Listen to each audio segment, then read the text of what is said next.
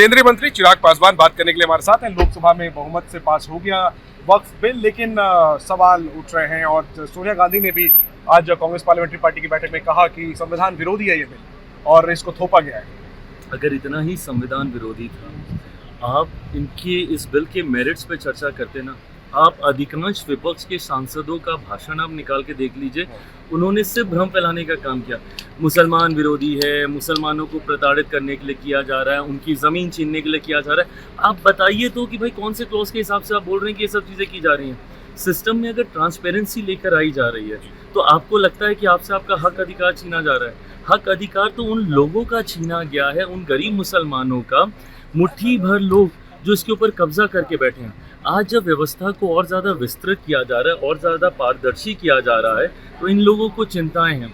भाई मैं इस बात को ईमानदारी से बोलता हूँ, लोक जनशक्ति पार्टी रामविलास और मैं एक ऐसे व्यक्ति का बेटा हूँ जिन्होंने अपनी पार्टी को समाप्त किया 2005 में, मुसलमान मुख्यमंत्री बने इस बात की दावेदारी रखते हुए।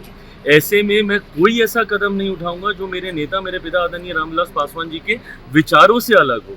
मेरा समर्पण जहां समाज के उस वर्ग के प्रति है, वहीं मेरा समर्पण मेरे नेता, मेरे पिता आदरणीय रामविलास पासवान जी के विचारों के प्रति भी है। ऐसे में हम लोगों ने इसके एक एक बिंदुओं पर चर्चा की। यकीनन शुरू में हम लोगों को भी एक दो विषयों को लेकर चिंताएं थी, जो जेपीसी में हम लोगों ने सामने रखी। उन बिंदुओं को सुना गया, उस पर सुधार किए गए।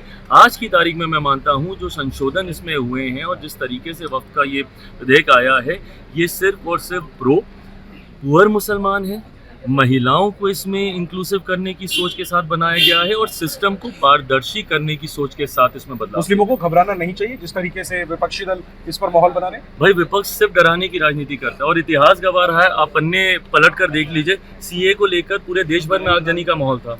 आज बता दीजिए, सीए आए हुए इतना समय हो गया, कौन से मुसलमान की नागरिकता छीन ली गई? नागरिकता देने वाले कानून को नागरिकता छीनने वाला कानून बता के इन्होंने भ्रम फैला दिया। लोकसभा के चुनाव में ही देख लीजिए, क्या इन लोगों ने बोला था आरक्षण खत्म हो जाएगा, संविधान की हत्या हो जाएगी। किसका आरक्षण छीन लिया गया? कहाँ का संविधान खत्म कर दिया गया? इन्होंने धारा 370 को लेकर दुनिया भर का भ्रम फैला। उसी तरीके से अब इस पे भ्रम फैला रहे हैं। आज कंगन को आरसी क्या भाई, 6-8 महीने के बाद बिहार में चुनाव है, अग्नि परीक्षा हम लोग की वहीं हो जाएगी। क्या चुनौती बढ़ेगी एलजेपी जैसी पार्टियों के लिए बिहार के चुनाव, क्योंकि आपको मुसलमान समाज का भी वोट मिलता है और जो ये बिल पास हुआ है, माना जा रहा है कि चुनौती अब आपके लिए बढ़ जाएगी चुनाव में। देखिए, जो गरीब मुसलमान है, आने वाले दिनों में जब उनकी समस्या उनको हल होती हुई दिखेंगी, वक्त में क्या आपको लग रहा है कि विवाद किसके साथ है? अधिकांश विषय ऐसे हैं जमीन विवाद के जो मुसलमान भाइयों के साथ ही हैं, उन्हीं का विवाद चल रहा है बोर्ड के साथ। तो ऐसे में जब सिस्टम में पारदर्शिता आएगी, जब उनकी समस्याओं का समाधान होने लगेगा, 2 महीने, 3 महीने, 4 महीने, 6 महीने आते आते तक अपने आप सबको समझ में आएगा। तो बिहार की अग्नि परीक्षा ये वक्त बिल पास करेगा लोकसभा में? तो बिल्कुल करेगा और मैं पूरी तरीके से इस अग्नि परीक्षा के लिए तैयार हूँ। मैंने कहा रामविलास पासवान का बेटा हूँ, मेरा समर्पण मेरे पिता की आइडियोलॉजी के प्रति भी है।